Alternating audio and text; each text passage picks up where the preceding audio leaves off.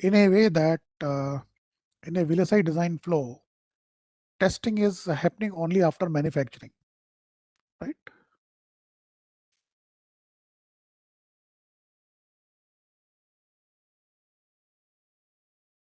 So this happens only after fabrication.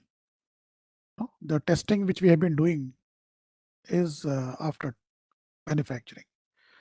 The problem also have been there where we start with some idea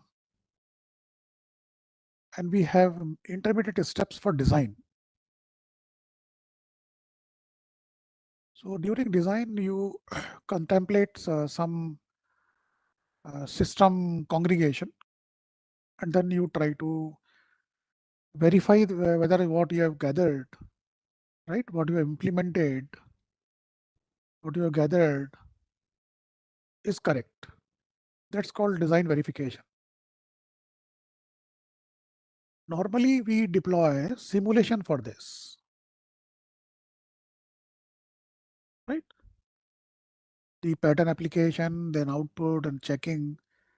And because this is purely in software CAD tool, only concern is the time. A lot of time is spent in the design verification, more than half of the complete design flow time that way. Simulation means you have to apply so many patterns to check for the corner cases also, exhaustive testing, right? This could be very humongous and may not allow us to do that. So some corner cases might see the coverage case will always be there. Coverage case will always be there. It's simulation, right? So what people have been proposing is let us not use simulation. Let us use something kind of a other mathematical techniques, other logic based approaches, which are non-simulation. During simulation itself, I think during simulation itself, we have actually seen that uh, we could use the assertions. Assertions are something like you do not need to apply the patterns for a given circuit, input patterns.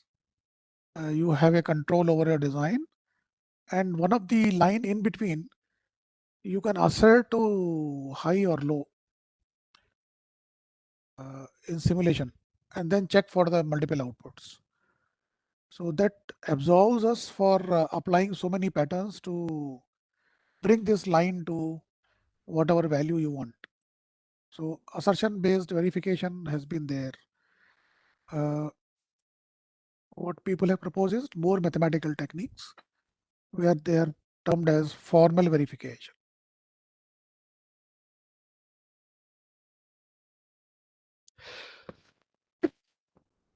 In formal verification, we use some logic based approaches. Logic means mathematical logic, abstract logic. It's not your Boolean logic or something. It's a philosophical logic, which we call as a tark. No? So logic based approaches are deployed where we find out the model for this, model for combinational circuit and model for sequential circuit to represent.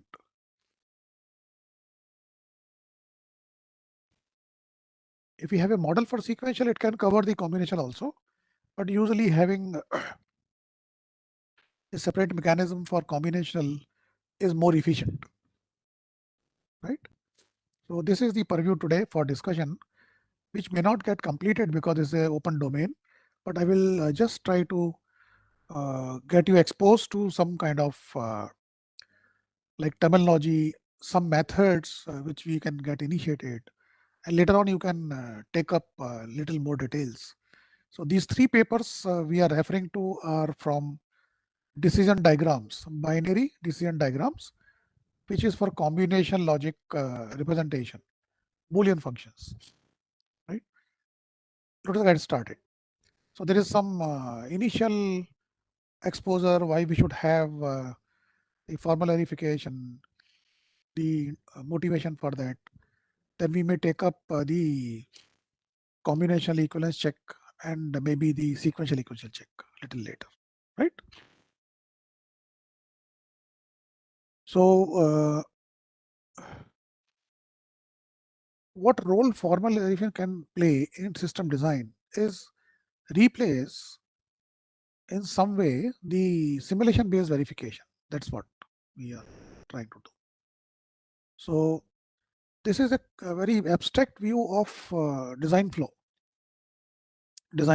abstract view, very abstract view, right? So I have an idea and I will try to congregate the system and subsystems to realize the design where I may not know somewhat details of other all modules. I know only few modules details, others I have to fill up. So I will go for synthesis of those modules in detail, maybe at register transfer level, logic level, RTL level, maybe later at gate level. And we have EDA tools, computer aided tools, electronic design automation, computer aided design, CAD, computer aided design. They may take your description and translate to RTL. They may take your RTL and translate to gate level. But the in-between questions are these.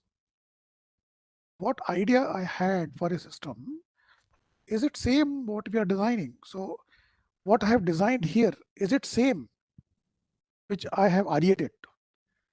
Once I synthesize, then I have to compare whatever my design was there, high level design,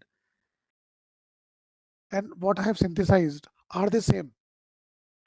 And if the synthesized design is there for RTL, and I translate that to the optimal gate level design, gate connections that way, are these same? So what we do is usually we use simulations here.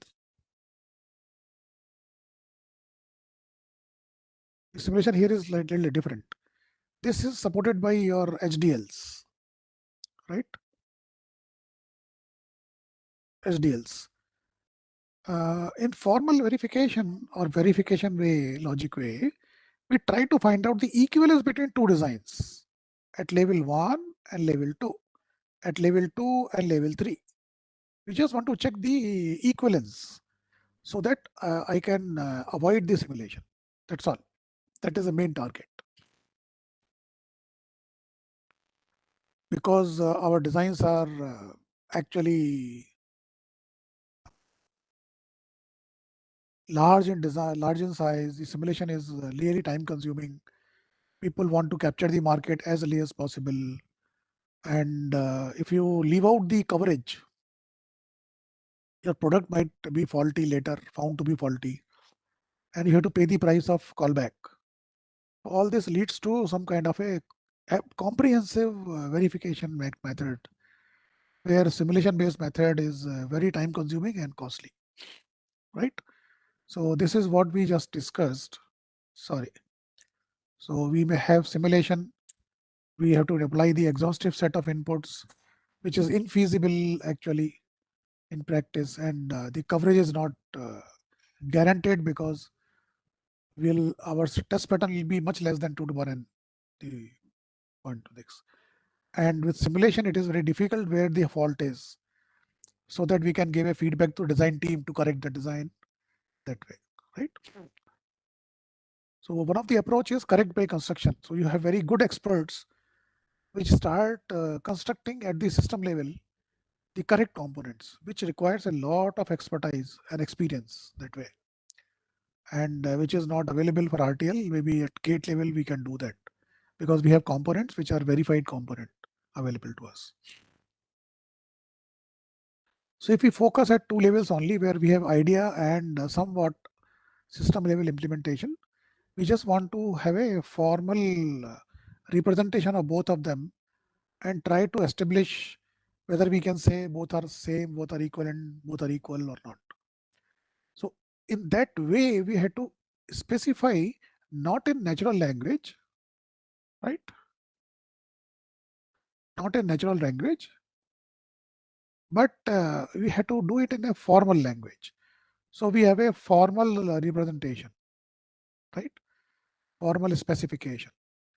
And then we just have to take the implementation. So CAD will take care of it and do it. Our main focus now is to prove a mathematical relation between these two, right? That simply means that we have a executable model of specification and executable model, of course, for implementation. It is in HDL that way, right? And we need some kind of a support which can take up those two models and establish whether they are equivalent or not. So in this approach, because this is a formal way, we don't need any test vectors. We don't need any simulation based input vectors that way.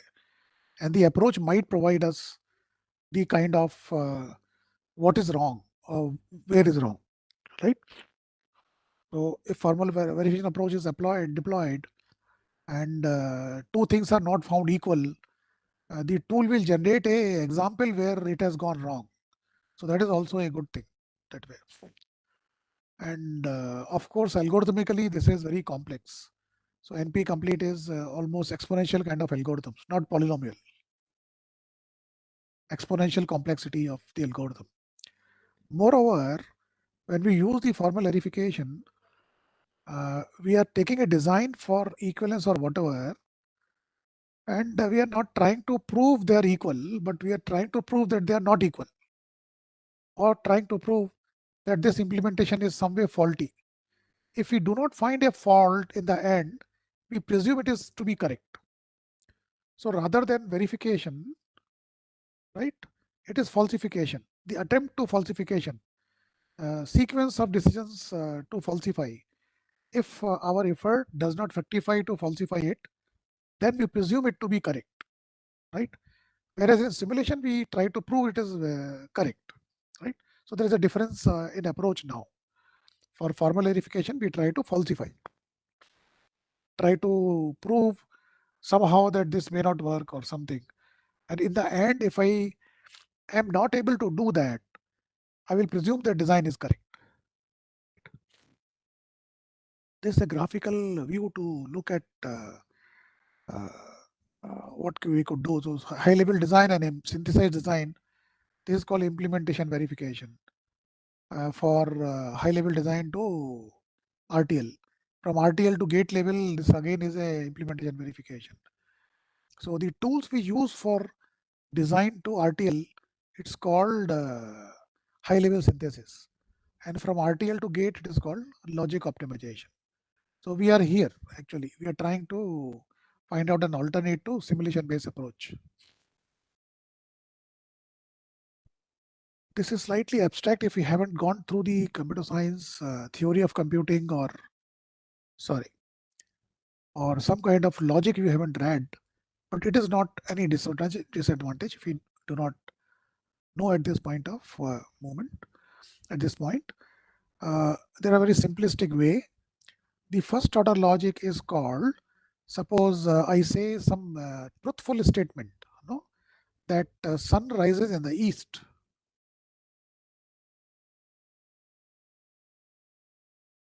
So I will always take some kind of statements whose answer can be given in simple form, yes or no. That's all.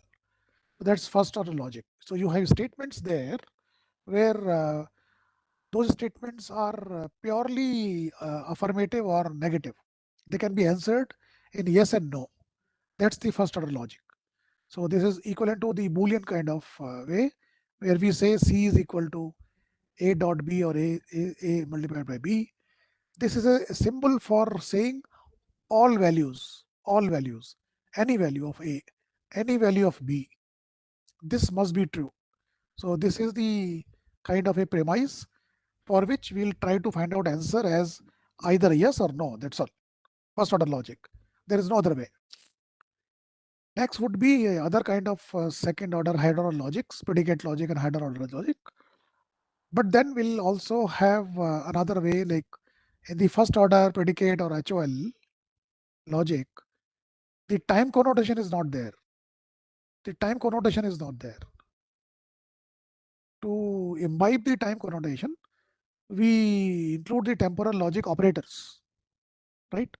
So those operators could be not simply the clock based, but they will be abstract timings, like say in the past, in the future, next state, and they will refer to some kind of a finite state automata model.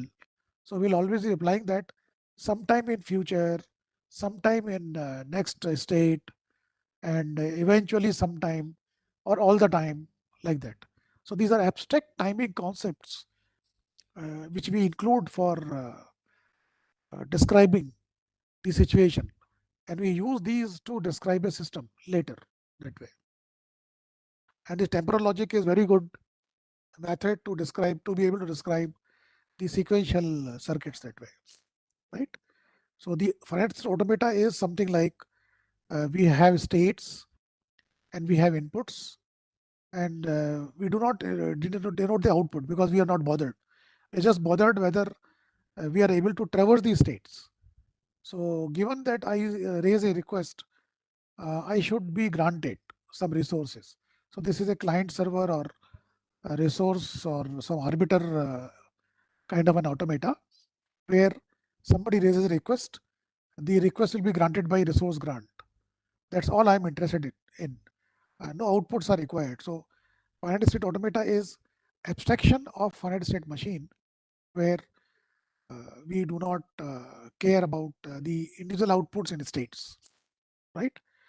And if we can have the state automata for your design and state automata for your implementation, we can find out the equivalence between these two. So the problem will boil down to finding the equivalence between two state automata. That's what we boil down to, right? So that's what we are now going to discuss somewhere. So just I'm taking this ahead, saying that proposition logic is simple statements which can be answered in yes and no. And first order predicate logic will have some variables, some elements where we can have the set of elements.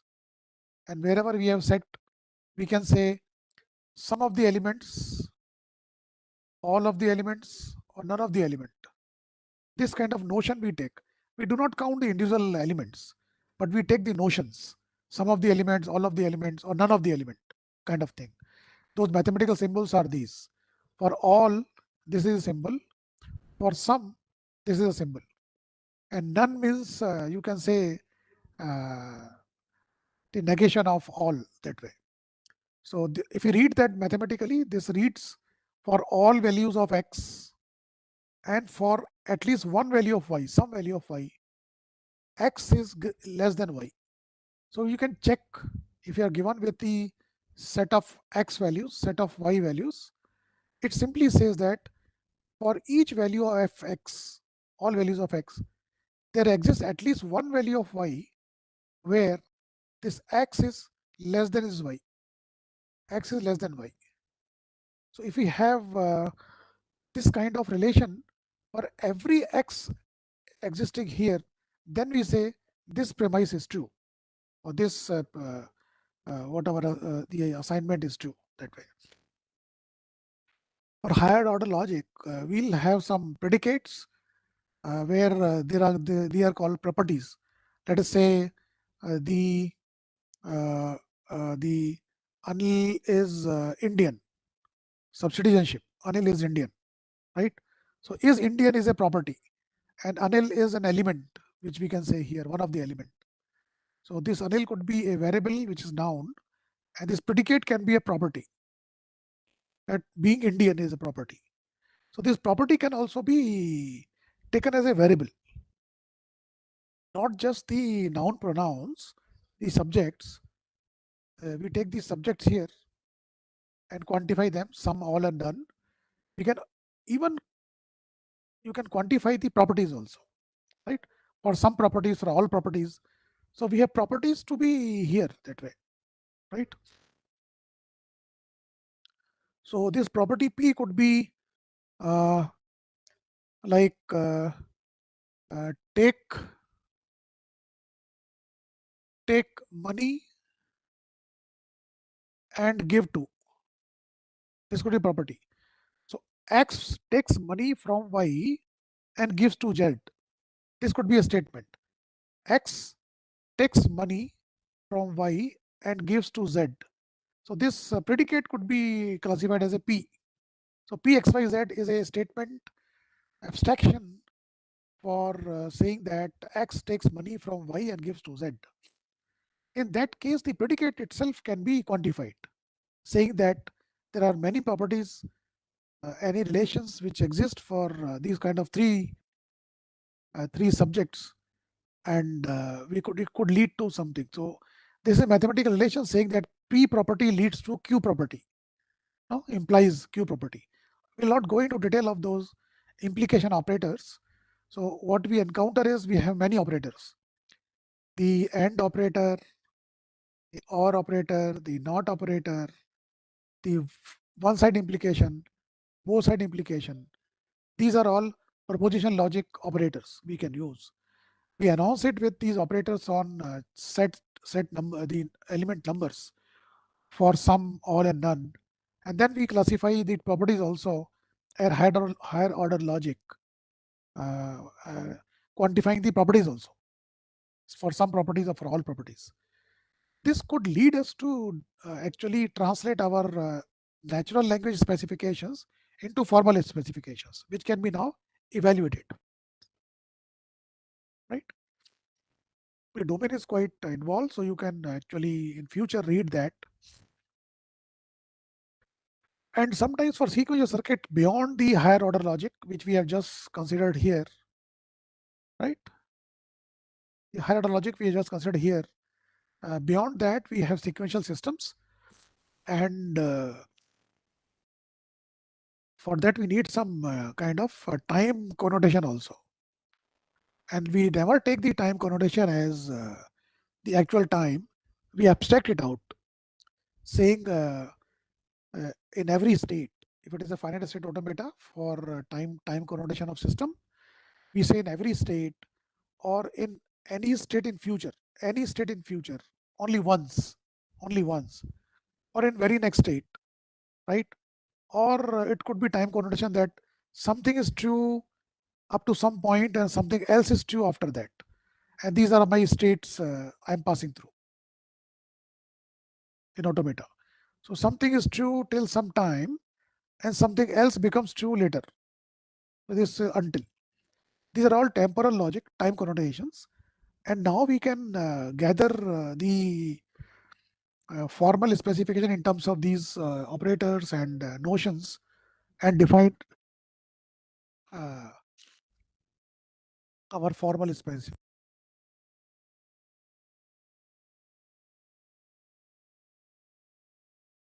So let's go ahead, and after this introduction, we can directly jump to our uh, kind of methods we deploy for formal verification, right? We check for functional correctness, where we have two approaches, like the system by description, sorry, and the implementation, system description and implementation. Or we could actually take the behavior of those systems at two levels and use the other kind of notions and do that. For implementation, we could actually use for structural equivalence or for the behavioral equivalence that way. So the refinement, which are the atomic steps of synthesis, the refinement would be taken as the atomic steps of synthesis. I could refine my design, detail it from level K2, K plus 1, or so on and so forth. In between, I need to verify whether these two are equivalent before I go ahead to the next level, right? So if I move from top to bottom, it's called refinement, detailing. Refinement is detailing. You have detailing the system. But if you move from bottom to up, these are abstractions. These are called abstraction. We are hiding the details of many other things. So the way to describe a sequential circuit is state transition system, or FSA, finite state automata, right? So I have a subset or superset of state, initial states, and transition relation. Function and relation could be different, but we can derive one thing from the other. So transition function is saying from Si to Sj, I can go to from Si to Sj, right? So I have a transition function which says that I can move from Si to Sj under influence of some inputs, given some inputs, right? I can convert this into saying that for any Si, what Sj I have, under what impression of input, this will be relation describing one of the element of this, right? So we have this is more abstract and detailed. I'm sorry, the more detailed one, a more abstract one from the function, where I don't bother about the output, and I have a relation, how I transit from between the states, and I also have the start state, which is so crucial that way. And this is transition relation, which says that how do we transit between the state pairs? Are they allowed? Are they allowed or not? So this will be a Cartesian product, and we'll have only those pairs between which we have transitions occurring. So if you have Si and Sj, you have a transition, this pair will be part of it. And if you cannot go from Sj to Si, that will not be part of this description that way, right? So this is what we can do. We can go for two state transition systems at two levels. At k and k plus 1, I can describe system by its transition system or state transition system, right? So that we labeled as M. So I have M1 for this and M2 for this. I try to find out equivalence between these two. That's called sequential equivalence. Sequential equivalence. Or alternately, I can draw a typical detailed model following this M2 finite state automata, but all feedbacks open up. The states transiting ahead only. I can open the FSM. I can open the FSM. There is no feedback. They are always going forward. We call it Kripke structure. This could be model for this, and I don't need to find equivalence. Rather, I can take the model M2 and check with my first order logic or predicate logic or temporal logic. I can write some statements and find whether this is correct or not. I can say whether the request raised by somebody is followed by grant in some future F. I can write this property, right? The request is granted sometime in future. This I can write as a property, no? And I can check this property in this model, Kripke structure. That approach is called model checking. This is a little different than the equivalence check. I don't need equivalent, but I keep describing system at any level by its model, Kripke structure, and I try to write good properties or a group of properties or many properties by which I can actually establish good things can happen in the system and nothing wrong happens. And that's model checking. So we'll focus only on equivalence today. This we can take up later from some other way. And the language containment is one of the FSA finite automata is subsumed by the another finite automata for implementation and design. That is a way out to say that. Theorem proving approaches also. So we have 3, 4, 5 approaches under the formal verification where we can take up those for further studies. Today we'll focus only on equivalence check, combinational equivalence check, and sequential equivalence check. So at two levels, we have two different design instances of the same design, and we try to find the equivalence between the two. So those two are all both combinational. So we have to check combinational equivalence. If we describe both of them as a sequential circuit, we check for sequential equivalence that way. So we can now jump to that equivalence check actually, right? So what we do, we can describe design at different levels in two forms and check for it. So if it's a combination one, I can have truth table at two different levels, design level K and design level K plus 1, which is more detailed, maybe RTL to gate. So at this level, I will have the truth table for this part and truth table for this. But checking for truth table equivalence is checking for 2 to the power n entities and matching them with respective 2 to the power n entities. 2 to the power n here, 2 to the power n here. The truth table will contain so many rows. And for each row, we have to verify this table and this table. It's a huge effort. It took time. So we'll go for the different models which can be very efficiently be matched. So we'll not take the truth table. We'll take some other approach for representation, which is BDD for combination.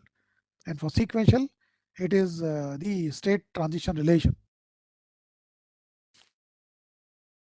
right? Or a state transition graph, both of them.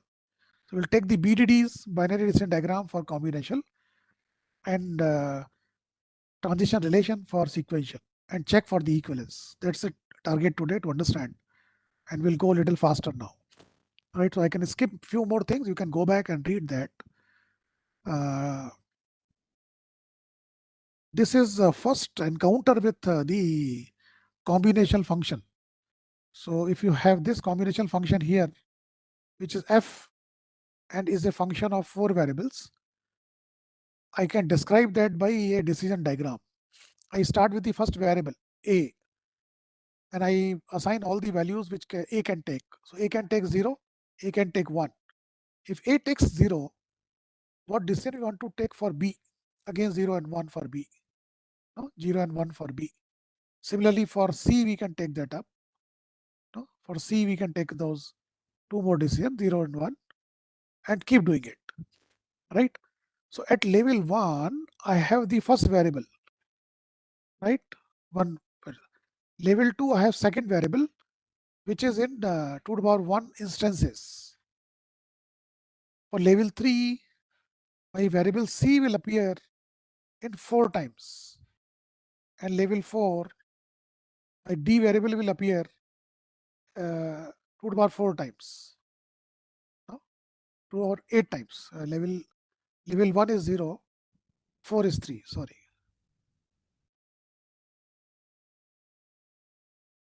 8 levels. And lastly, we'll assign the values. So leaf levels will be leaf level, that will be 2 to power, how many number of variables you have? 4 variables. So 2 to power 4, 0 or 1 value. So each of these last leaf will correspond to min term or non-min term, whatever. Total number of terms would be 2 to power n. So lastly, this will be 2 to power n numbers of vertices at the last level, right? 2 over 4. And this becomes our decision diagram. Why did we go for and switch from truth table to decision diagram? Is because we now can employ the graph algorithms to check for different things, right? That is what the purview today is for half an hour, next half an hour.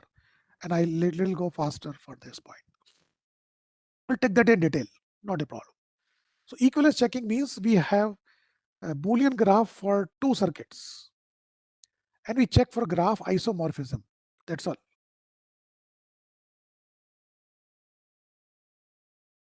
If you have two graphs, you are trying to find out whether they are equivalent. So those two circuits will be equivalent. Those two circuits are coming from our design efforts, level K and level K plus 1. Synthesize. So I don't know whether synthesis is correct or not.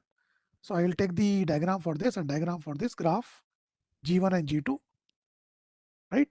And I will check for graph isomorphism between G1 and G2.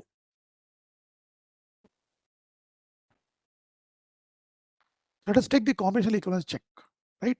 And describe and learn to describe the combination circuit by binary decision diagram. Presuming it is one output, we can extend it to multiple output also later, right?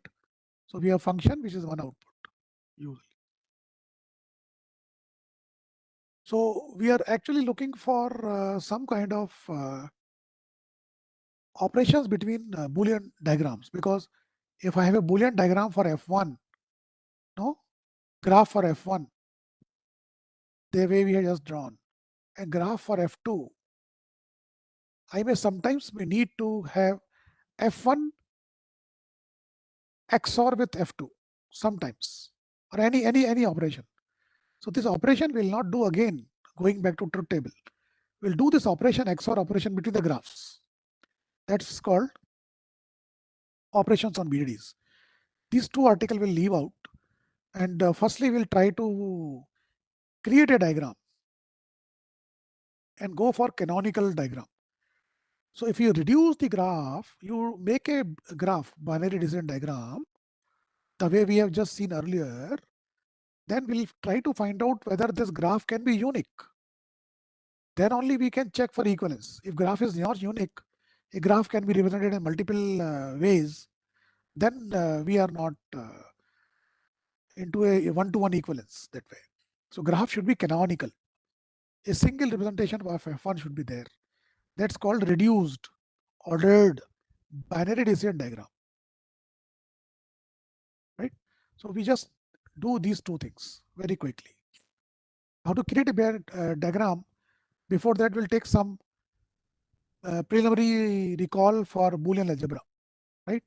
So we know that a Boolean algebra means the values are restricted to 0, 1, and there are some identities like A bar, ORing is 1, A bar ending is 0, right? Idempotent identities.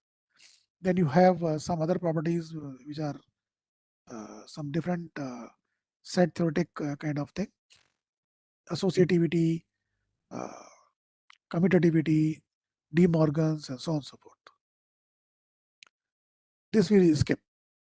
So what I take here is I take function as a variable of n variables, right?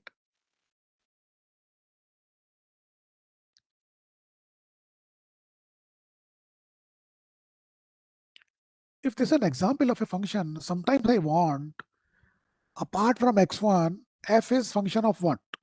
Apart from variable x1, function is composed of what? So I can try to put the values of x1 variable and come out with a representation of function f which is without x1. Suppose we know the nature of f with respect to x1 already, but we want to study it with respect to x2. So we can say I can actually take a version of f which is not containing x1. That is called value assignment. So here if I can say f when x1 is put equal to 1, what f could be, right? F would be 1. What is f if I put x1 to be 0, right? If I put x1 to be 0, I've got this x2, x3. These values of function, when we put any variable's value deterministically, is called cofactor. So a function which is given to us for n variable, its cofactor with respect to xi is function value when xi is put equal to 1. That's all. So in that case, I have to take this value where every variable remains same, but xi is replaced by 1. If I say cofactor of f with respect to x prime, xi prime is I put the value of xi to be 0. And in the short form, the representation is this. The representation is this, right? Oh, everything changes. Anyway, so my short form would be fx I when xi is 1 and the value of f when xi is put to 0, it is called xi bar. So these two are two cofactors of same function with respect to a variable. When variable is put equal to 1 or variable is put equal to 0, right? Why we are doing this will just be immediately be clear and supportive that way. Shannon, the channel expansion or channel theory Shannon, he gave another way of expanding this. He said a function, right, can be composed in terms of cofactors. When I take function f, when xi is put equal to 1, and I take the function component when xi is put equal to 0, then I can represent the f in terms of these two, because xi is 1 here, I will have the ending of this xi, or I will have this xi bar here. This is Shannon's expansion in terms of cofactors of a function, which is like this. So any function f can be written as xi multiplied by cofactor of f is xi prime or xi bar, ended with or multiplied with Boolean way, with cofactor of f with respect to x bar, right? So this is the way. We can take some examples doing that. If we deploy the De Morgan's for hit, we get the POS form, product of sum form. This is SOP form in terms of cofactors, right? These cofactors and Shannon's expansion paved the way for binary decision diagram, because a function can now be represented by left side and right side by two components, right? We'll see that. Right. So if we take stat-theoretic representation of Boolean functions, f1 or f2, f1 ending f2. So f1 and with f2 is intersection of set-theoretic intersection of their minterms. So I can represent set-theoretic f1, which is set of minterms of f1. f2 is set of minterms of small f2. And this ORing will mean the union of these two.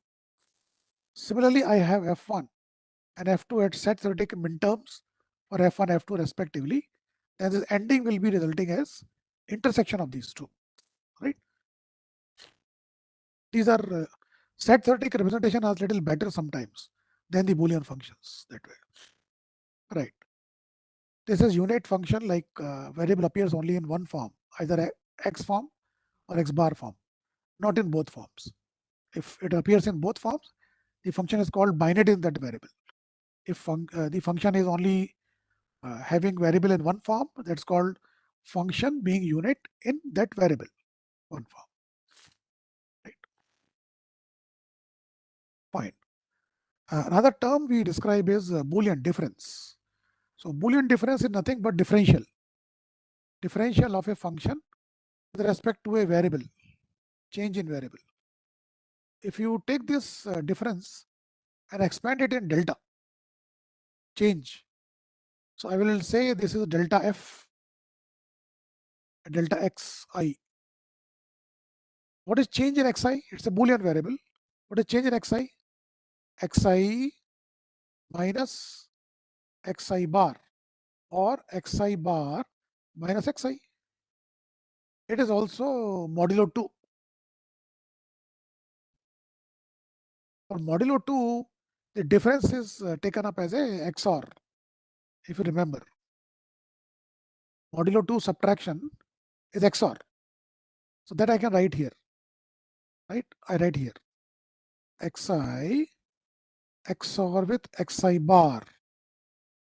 Similarly, f function when xi is put equal to 1 for this. So function when xi is put equal to 1 minus function when xi is put equal to bar. fxi bar. Now in modulo 2, this also is a XOR function. So this will be fxi XOR fxi bar. The difference, this difference. And what is the XOR of a variable with itself? Negative with itself. If you take xi to be 0, the xi bar will be 1. If you take xi to be 1, the xi bar will be 0. What's the value in both the cases? 1. I don't write anything here. So I said this is the Boolean difference. Right? Boolean difference. Similarly, we have another operators which is called consensus, which is the ending of the cofactors, and the smoothing, which is called the ORing of the cofactors. Right? Anyway, let's go ahead and consider the function and find the cofactors. So f is this. What is the cofactor with respect to a? fa. fa would be like this, will be b. This will be bc, and this will be c, and this will get consumed. So it's b plus c. What is fa bar? This will go away. This will go away. Only bc. Right? That's what we have done it. And what is the Boolean difference? Del f by del a is fa XOR fa bar.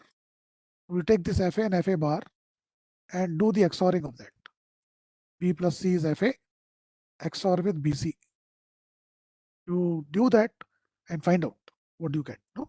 And check with the kind of things that way. This is very good. Last one, which before we go for diagrams now. If I want to operate between two functions, so f can be composed in terms of xi if I take the fxi here, or if I take fxi bar here. If xi is 0, fxi bar, xi is 1, fx. That's what I can do. So Saran's expansion says that it is xi fxi or with xi bar fxi bar. If I can write f like this, I can write g also like this.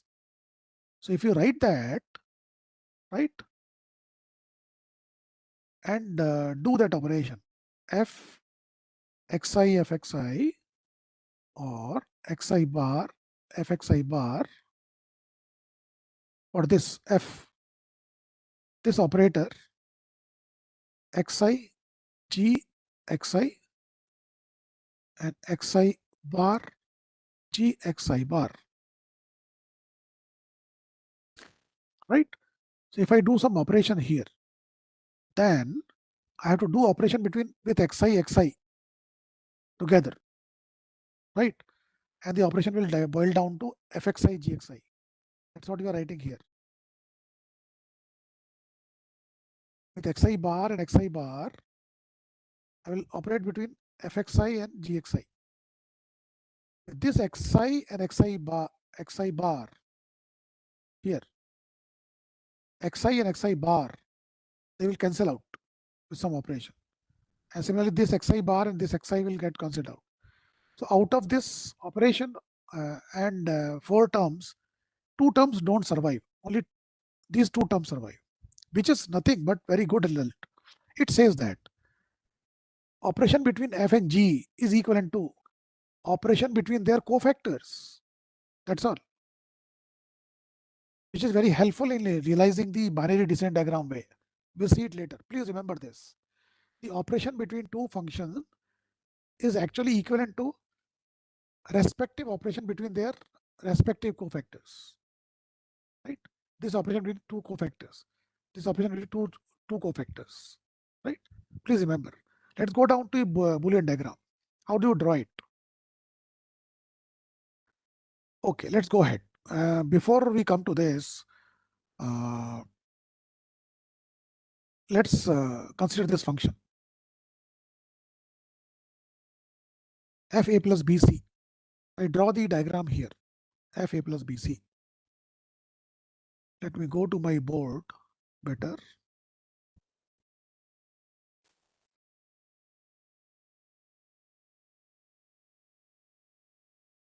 And now this function a plus b and dot c. Fine.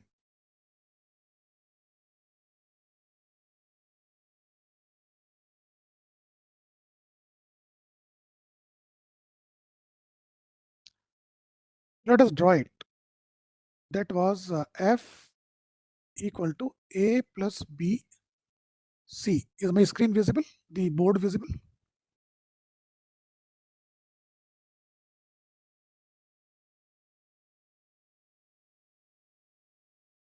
I will take the variable order to be a, b, c.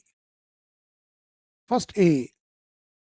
If a becomes 0, if a becomes 0,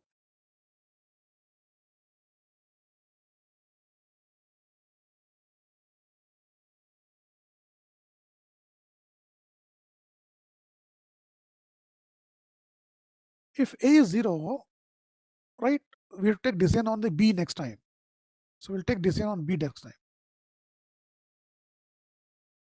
If we take decision on b, we'll take next decision on c.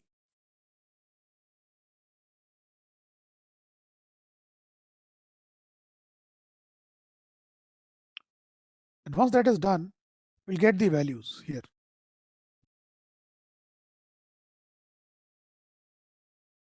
Now this binary decision diagram BDD is generic. It is not pertaining to this function only. This BDD is for any function of 3 variables. How many functions can be there for 3 variables? 2, 2, 3. So we have a Boolean diagram which is very generic for n variables, and we'll have these many functions represented. The leaf level numbers would be 2 to power n, 8 here.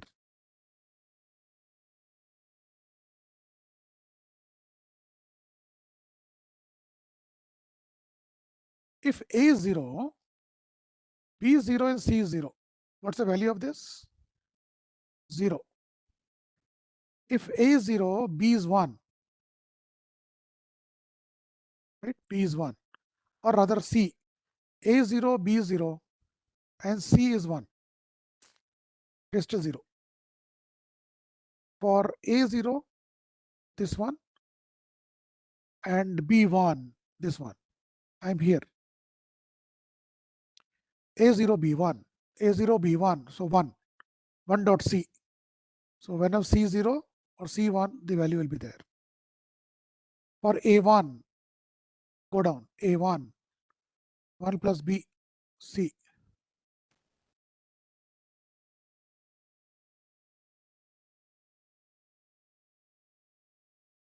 I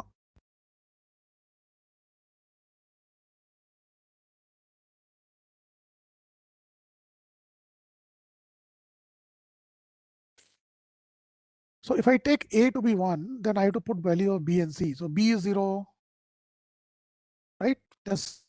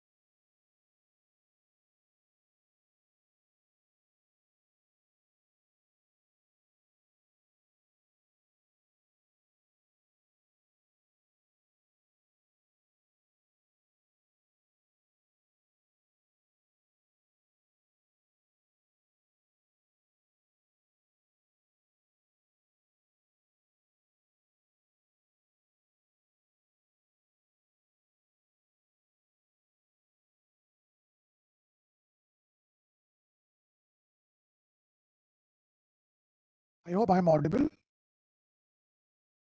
Yes, sir, you're audible, sir. Here, so I'm just rejoining and presenting. Fine. Okay. We can take a break of 5 minutes, sir, if you want. And 5 minutes, I will just continue, then take a break. Is it okay? Okay, sir, sure. Okay. My screen is visible. Uh, Not now. Yes, sir, it is visible now. Okay. So we were doing this when A is 1, right side of this tree, right? When A is 1. So you can actually find out F actually correspond to this tree, subtree correspond to Fa prime, Fa bar. And similarly, we can keep C, right? So if we put A1 and B0, this will be depending on C, 0, 1. If I put A1 and B also 1, then it still depends on C. Now, if you take this, this is now specific to this function. Earlier, when the values were not filled up here, the values were not, that were for any function out of 2 to 2n. So what we do, this is called ordered binary decision diagram. We can actually make it unique thing. For return, we have two conditions. The equivalent subgraphs are merged. Only one graph is maintained, everything else is merged. If at a vertex, vertex means this is a vertex, this is a vertex A and B. If any vertex has low side and high side, left or right side, low is left side, high is right side, this leads to the same vertex at lower level. What do I mean to say? Example, if B goes to lower side, it goes to the same C, and right side goes to the same C. Right? In this case, whether B is 0 or B is 1, decision is not changed. So we have to drop the B. At any vertex, if low and high leads to the same vertex, drop that vertex. This vertex, higher level. So if we deploy this in this graph, right, let's do that.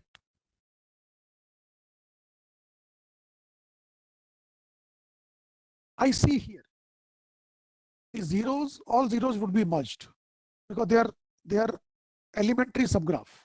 So all zeros will be merged. So I will draw this.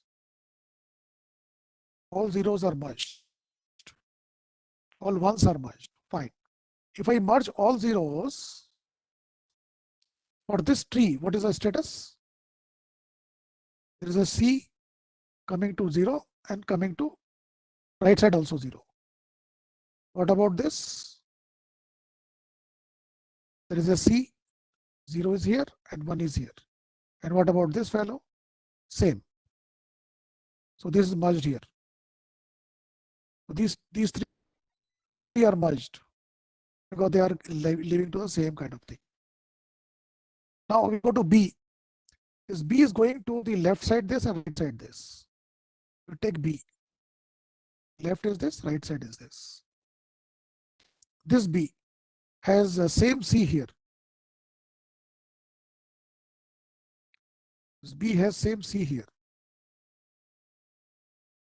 We can solve it little bit here only before going to 1, A. So the equivalent for this would be 0.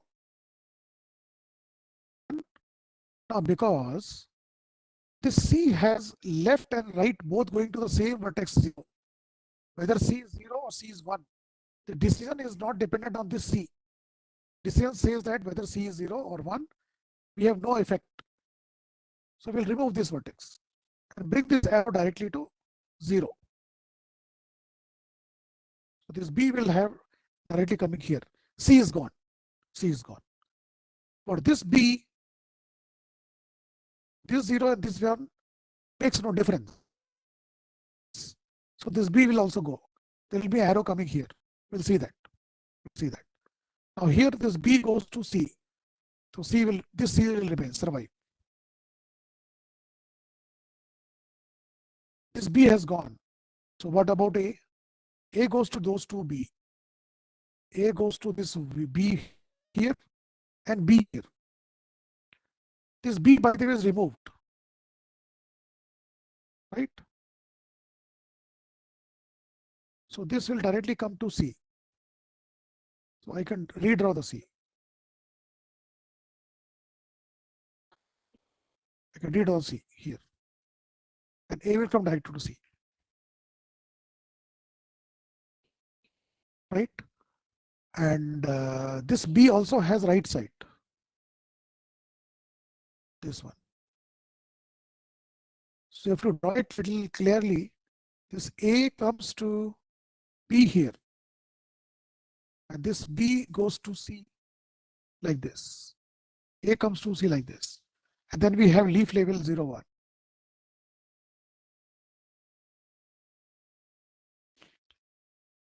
This is perfectly a reduced ordered VDD.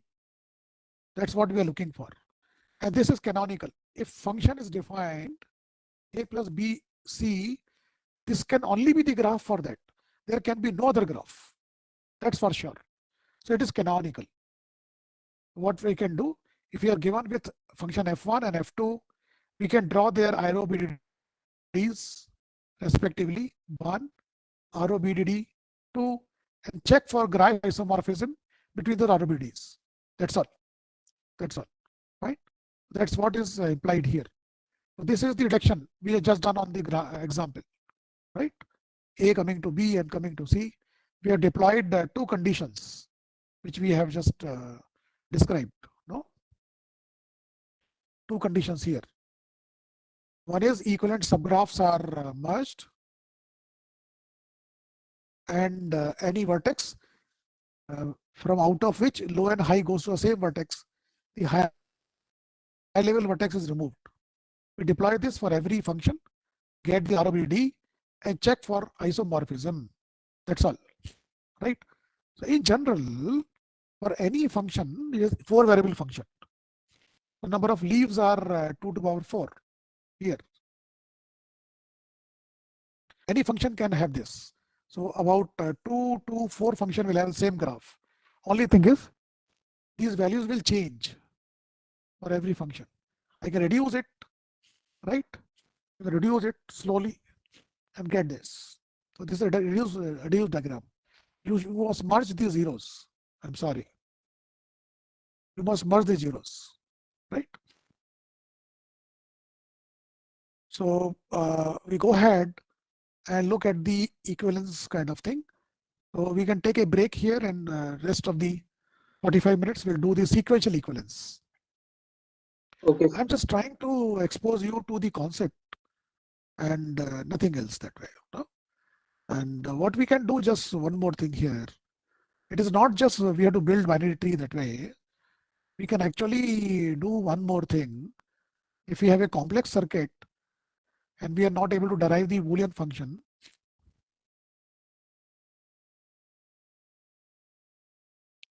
then what can we do is, suppose this is the circuit.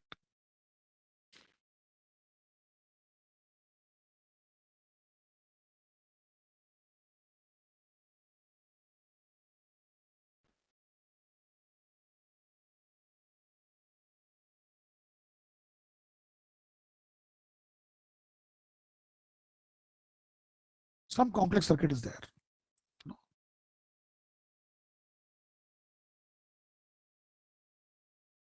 And if you are not able to draw that f and write the expression in 5 variables, the alternate is we'll take one by one.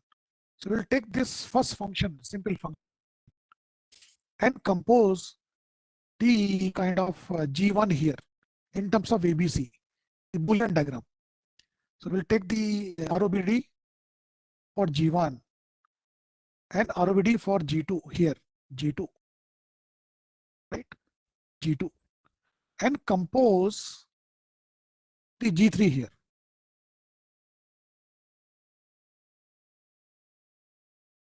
G3 would be G1 ended with G2. This operation would be done between G1 G2 graphs. G1 is one Boolean diagram. We'll end this with another Boolean diagram of G2, and the result would be G3 BD. With G3 BD, we'll take up the G4 here and compose F. And my F is G3 XOR G4. I have G3, G4. I do the XORing graphically between two graphs and get my function F finally, which I can reduce, right? So I can compose F by using these graph based ending ORing. That's feasible. That's one thing, right? So I'm skipping that and we'll just come to sequential equation check for 45 minutes. We'll see that. So I'm just exposing 2 more minutes for operation BD. The way we have just seen backside, we can have a apply. Apply means you have two BDs and you have to apply some operator between them. F operator G. So you remember what we did earlier? F operator G. F operator G would be equal to Xi and operation between Fxi and G, Gxi plus Xi bar.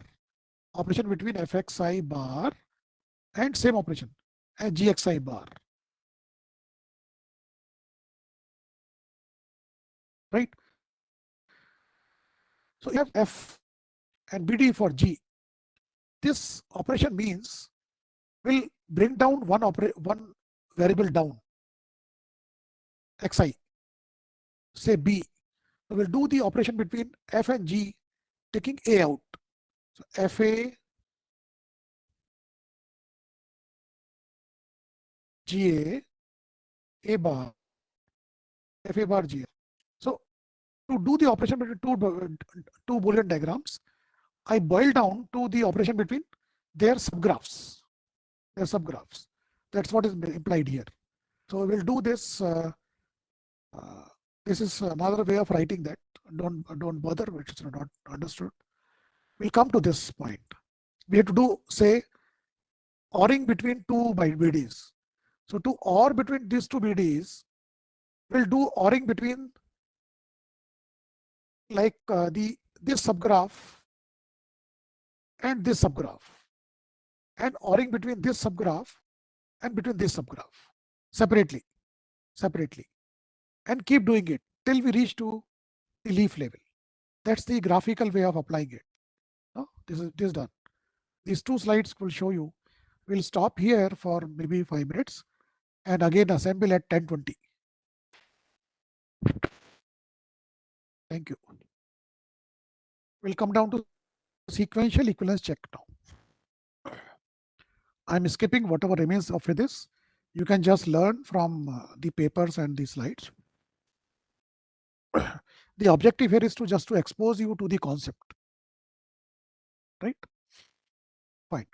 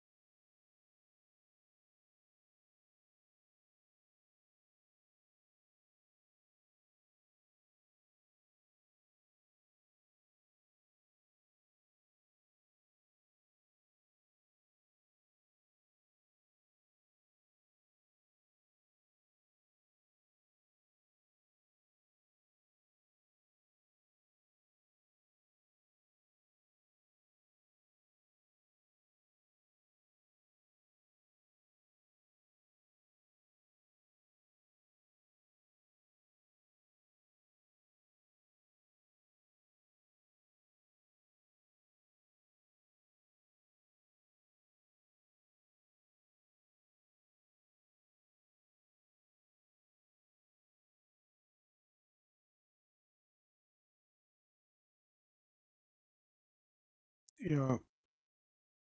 Can we start again? Yes, we can start now, sir. Okay, thank you.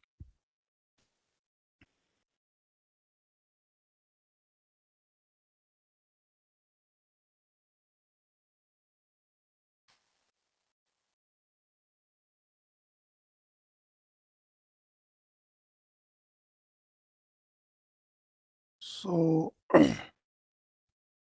for sequential equivalence, I would say if we look for the equivalence, so we have design at level K and design at level K plus 1. Because this is sequential circuit, its model will be different. Had this been combinational, we could have used BDDs. BDD for this, or other ROBDD, and ROBD for this, and check for the equivalence between these two. But now these are sequential circuits. Need a model for circuit here and here. By our older knowledge, we have a good model, which is finite state machine.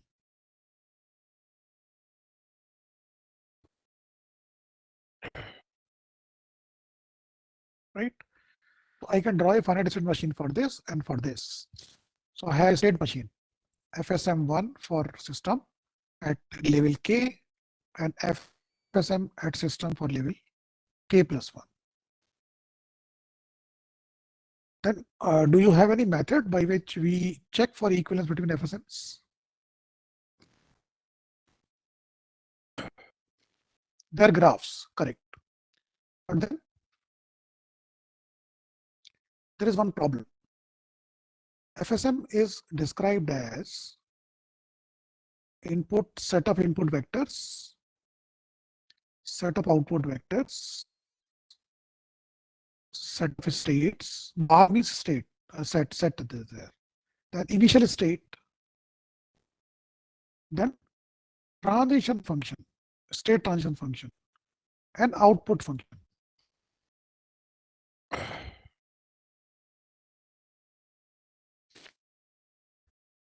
So the main problematic is these state machines, initial state.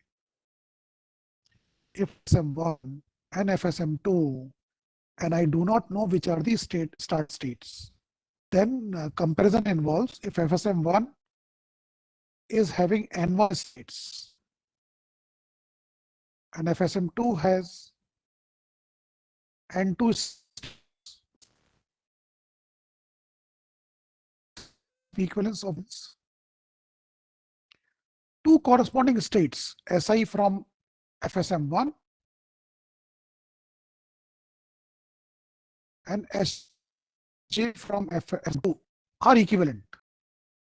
What is equivalence of states? That they're all next states here and they're all next states here correspondingly are equivalent respectively. This is equivalent to this is equivalent to this, and so on and so forth.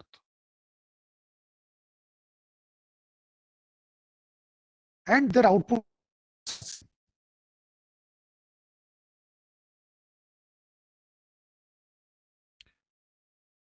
Having done that, having defined that, if I know S0 state, start state for one and start state for second machine, I can start from those two, check for their equivalence. And for next states, I can check for their equivalence and keep doing it. Keep doing it.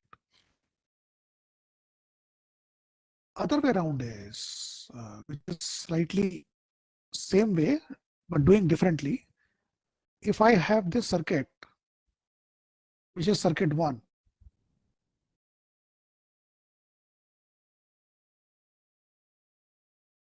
circuit 2, where inputs to both of them are same.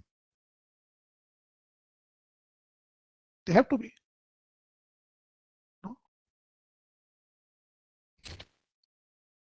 then their outputs must be same. That you need to check.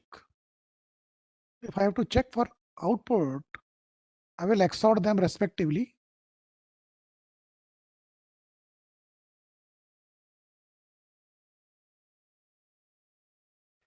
And if I take this output to be equivalent to this output every time in different states, then these two will be equivalent. For this output to be equal to this output, the XOR will always remain 0. Right? XOR will always remain 0. And we have to keep transiting from one state to other state respectively. Right? The kind of model way we do is we take the FSM here.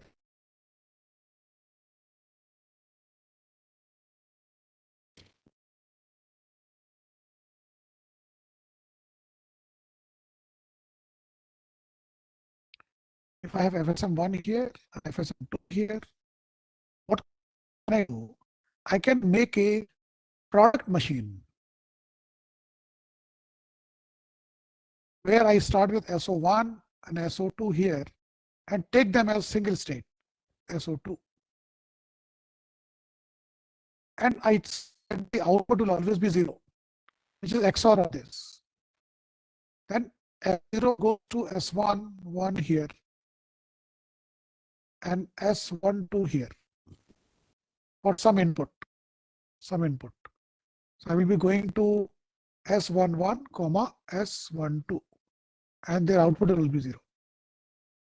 So the product machine would be the product of these two, or you can say the Cartesian product of this superset F1, F2, which is here.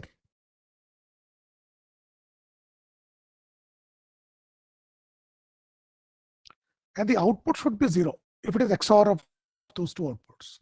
So I can use the product machine of F1, F2 with outputs of respective FSMs XORed. Then in product machine, the output should remain 0. That's all. That's just way to verify. So given two FSMs, I can always form a product machine and check for the output remains 0. That will give me equivalence of the two machines in that sense. This is not a good way because at times the state machine start states are not identified. That's a problem. And doing a product machine and traversal of the machine requires many steps, right? So the other way around is we convert the function F1 to R1 relation, transition relation.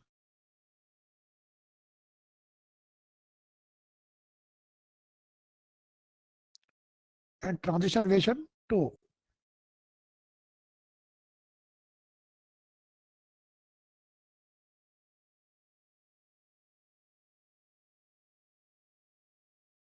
are almost like your so present one as and also right FSMs to transition relation. That's what I target now, right? So we have just seen FSM multiplication, a product of machine. We'll just try to see how to convert a FSM to relation, transition function to a transition relation. So transition function is what delta there. We'll convert that into transition relation. That's all.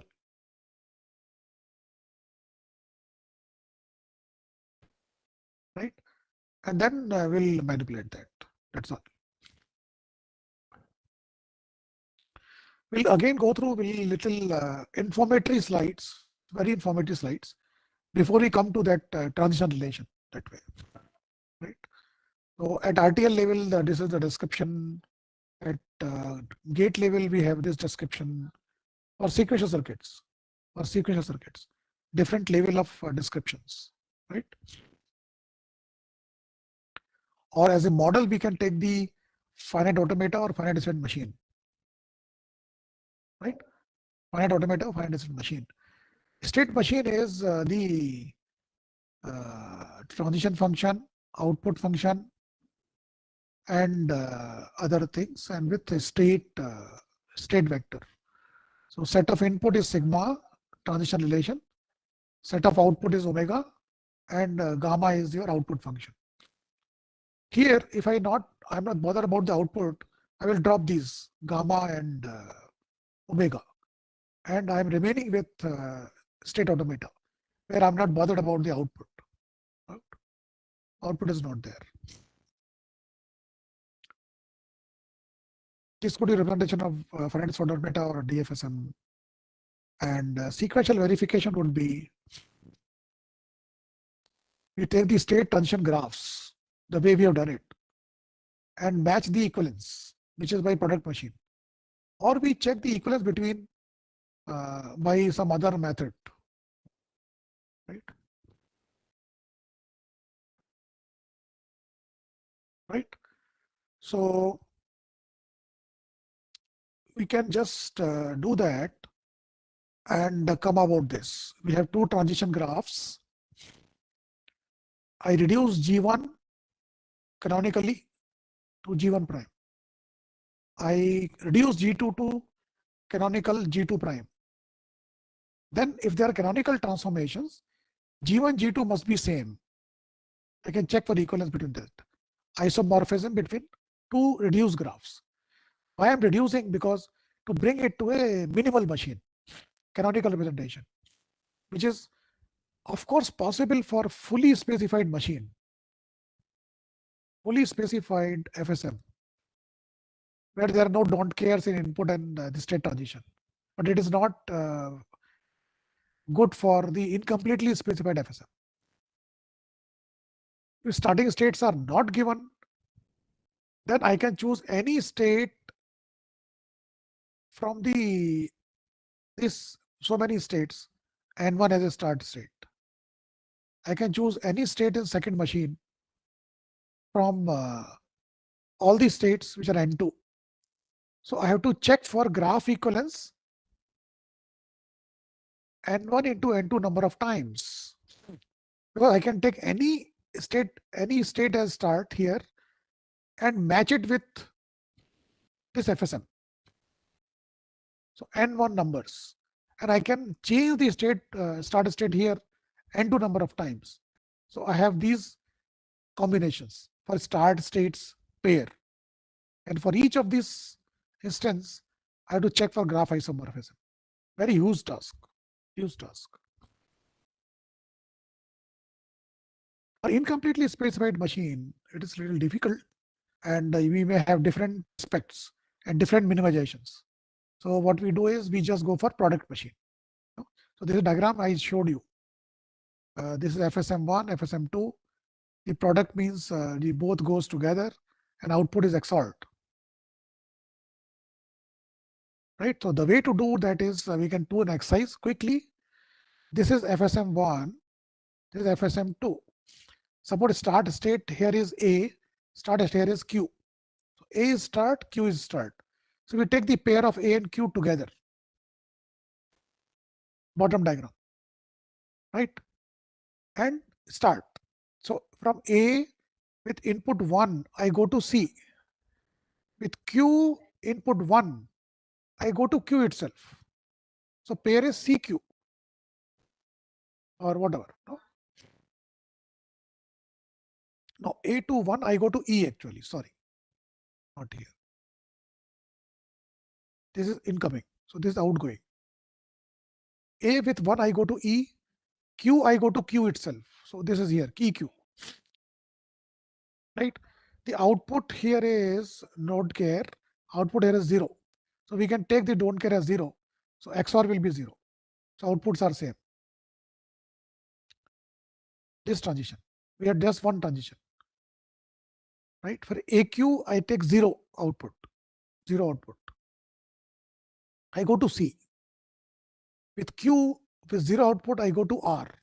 CR. Here. Second one. From CR and EQ, further I can still trace the same way and find out whether output remains 1 or not. So I'll do that checking, and at every edge my output should remain same here, same here. Then I say both the machines are equivalent, right? Product machine are equivalent. Next is if you're before going for state transition relation, one more diversion here. Suppose your N1 is very, very large, N2 is very, very large. Then how will you do graph isomorphism? Say this state machine could be represented by 64 flip-flops. How many states could be there?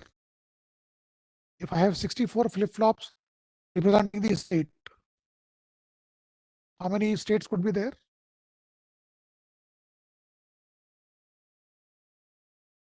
Root over 64.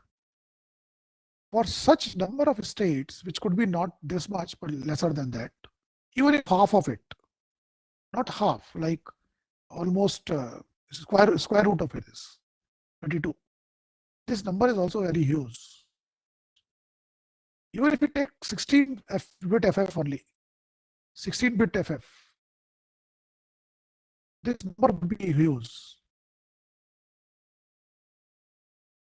And then we have to check for graph isomorphism. Graph isomorphism. The way out is the graph isomorphism will be checked only later. We can first find out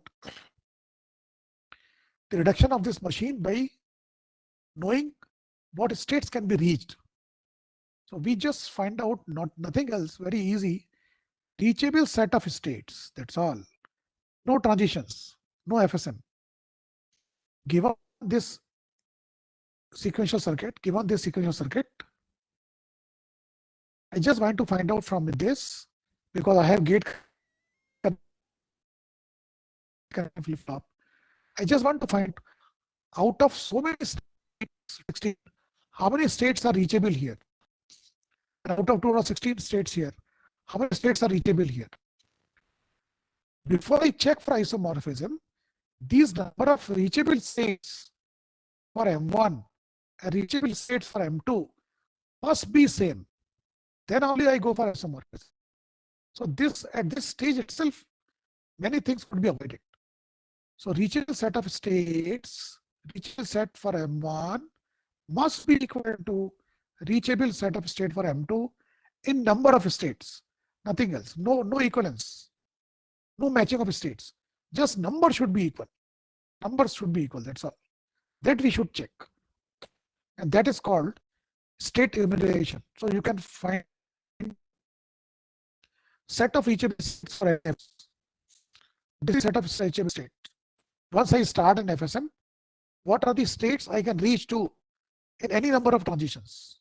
Finally, so some of these states I cannot reach, so they will not be included. Right? This I can do for multiple states, state machines, and do that. Right? So that is called a computation of set of reachable states. You can look at various text. One of them is Micheli,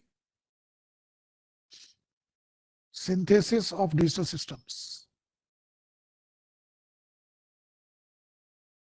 I have put the reference in my slides. You can see that. So you can go through that, how to compute set of reachable states, or you can even search for the Wikipedia or somewhere, how to compute set of reachable states. No? Now we come to transition relation, the last of the approach today, understanding that way. So we'll try to first see, can we convert any set into a relation? That's all. Then we'll take the set of states and do some state transition relation.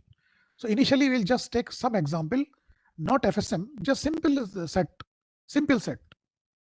any set of colors or something, and learn to make a relation out of it, how to create a relation out of a set of state.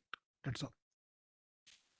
Then we'll go down to a state transition relation or function, conversion to relation. That's all.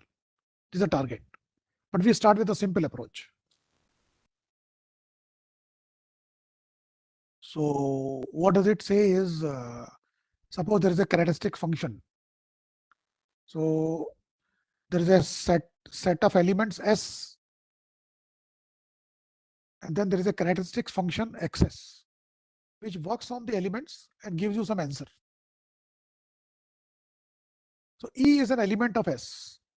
S is a state, set of elements, right?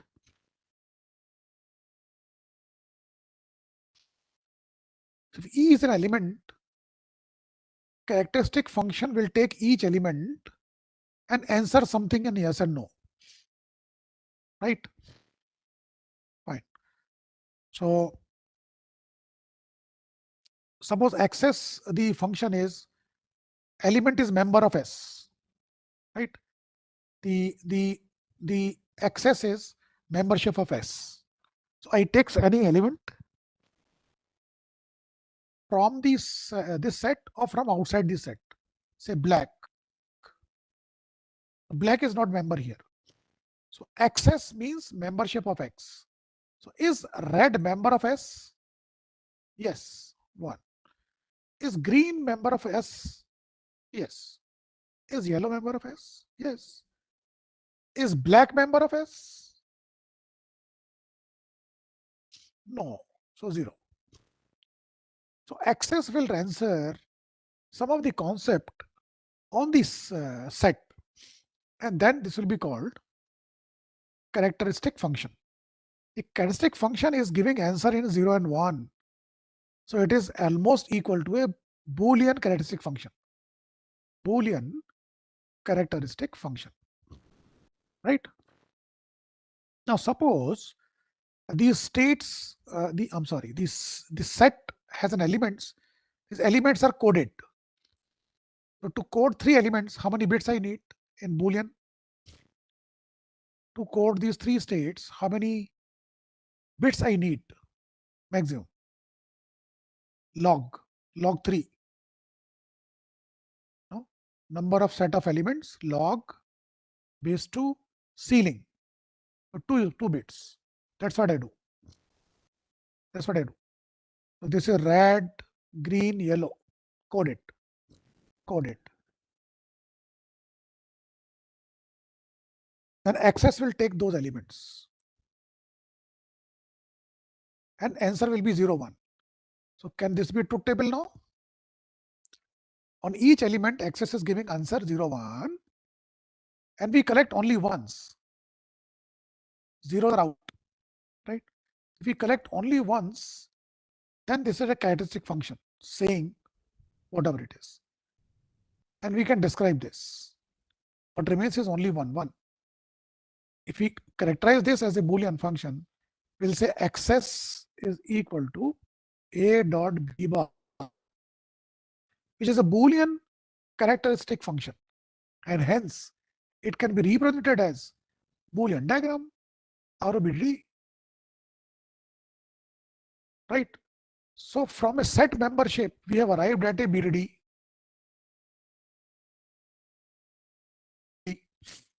That's very good. Now we can order these for answering any other things that will. Okay. So we take the relation now. We had a transition function. It was a transition function. Access was a transition function or characteristic function. Right? So how to convert a function into a relation? Function gives a value. Relation says membership yes or no. That's all, which is already available. So we make another truth table with function value as a input. That's all. And say that whether we include that row or not. So this row is included, yes. This row is not in, is the transition relation. Relation means we take the set membership answer and say that is part of my table or not part of table. So this is not part of table for relation. For transition function, we have value 0 or 1. As far as relation is concerned, it is not included. That's a relation. A relation perfectly is now the BD. It can also be represented as a BD. But now the variables are more. S0, S1 and XS are members to describe a set relation or characteristic relation. Characteristic relation. Having done that, if we come to a Boolean function, flat Boolean function, can I convert this Boolean function into relation? Yes. If I take this as complete input and take relation here saying that this row not included, included, included, not included, included, not included, included. Right? 4 rows, 4 rows. That's all. That will be translation. And if you write that min terms, the function value 1, or if you take the function value included as a variable here, then we'll have that part described. Translation. Out of this all 16, I have only some of them described, some of them chosen. So this will still be represented by BDDs that way. Right? So what can we do is if we have two sets, S and T, two sets. So what operation we can do between their characteristic function or relations? So if we have a union of the two, it is ORing of these two relations. If it is intersection, then it is the ending of the two. So on and so forth. Right? We can do those operations between set and the corresponding operation between the relations that way. Fine. So if we take state machine, FSM directly now, we have FSM. So FSM is the input set, state set, transition function, output function, and set of outputs. Set of inputs, set of outputs. These are two functions, state transition and output function.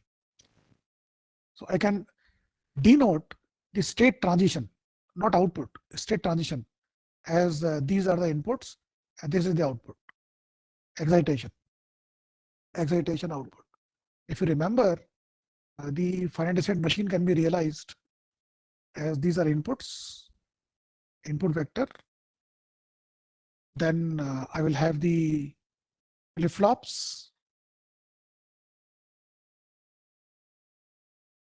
This will come to flip-flop and flip-flops will actually guide us. So this is my state vector here. If I take D flip-flops here, this function will take the input and the present state vector. Present state vector. And generate the next state transition. This is delta. If you take the output function, omega, the same input will go, right? And the present state will go. This present state will go and generate the output, nothing else. So this is more important. It's written here. Input, present state is input. The output is next state excitation, which for D flip-flop is same as the state vector, what you require. So this is my state transition table for delta.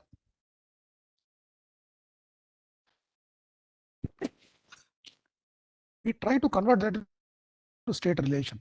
So we'll make this complete as a in delta here, saying that this pair is included.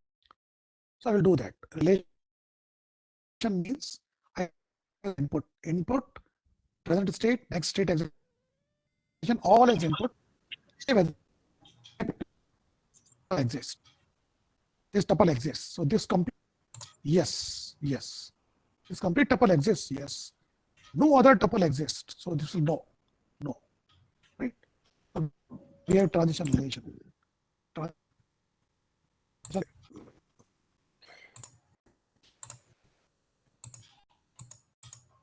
So if you understand that, what we can do is we can have our state FSM, state machine.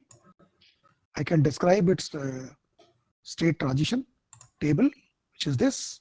Later on, convert that into state transition table. That way. So this will be input now. A state transition is there. Okay, these tuples are included. Anything else is not included. Right? So delta I will write at this is min term 1, 2, 3, 4 min terms. 4 min terms. I will write that and go ahead. Right? This could be my represented as a BDD. There is BDD for this. BDD for this. How do we go about decision on so many variables? How many variables? 1, 2, 3, 4, 5 variables. So it's a 5 variable function. You have to draw the BDD with leaf numbers being 2 to the power 5. Right? So we have converted this FSM into a kind of a BDD. Then we can have the two FSMs, two BDDs of their transition relation and check for between ROAD, knowing the start state. That's the precondition. Right? Sometimes we are not bothered about these inputs. So we can take this delta and take the cofactor of delta with respect to pi. So we're left with the only 4 variables. S1, S0, and N0. S0, N1, N0, 4 variables only. Or BD will be small. To remove this, we call it as a consensus of delta. Consensus of delta. The consensus of delta is called as delta with pi or delta with pi bar. Right? That way. And that is this. With pi removed, we compute this. We have seen that consensus earlier. Function as of delta actually. This is there. Delta S. And this is little one variable less that way. States. No inputs. No input. It's actually a computation of two cofactors of delta. Odd. It's all right. So we can actually stop here, and if you have questions, you need to do a little more study and go ahead. This all formalized. Just we actually we are done. Right. So what we can do is we can actually have the smoothened delta with respect to pi. Take that delta only in terms of states and do some graph isomorphism or set of reachable state or any other kind of thing that way. Right. So these are the references you can go through. If out that synthesis optimization of this only for FSM traversal. I think chapter 9 possibly. Only for that. And even chapter 3 basic for BDDs. So for BDDs, you can go for chapter 2 and FSM traversal chapter 9 of this. These 3 are good papers actually. For BDs. For BDs. No? But even if you wrote a good Right. If there are any questions, I can answer that.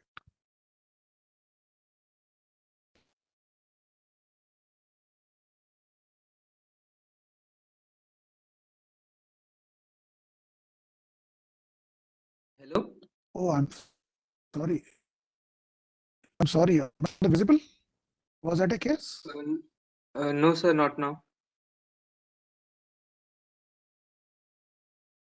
I'm sorry. I'm not able to hear.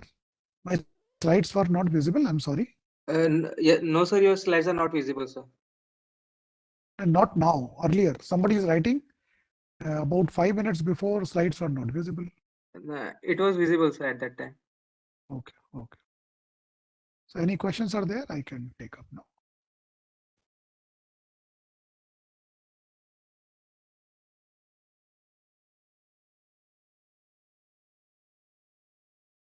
Right. So thank you all for your attention and listening to me. Please take ahead your knowledge with all those references and all the best for your future endeavors.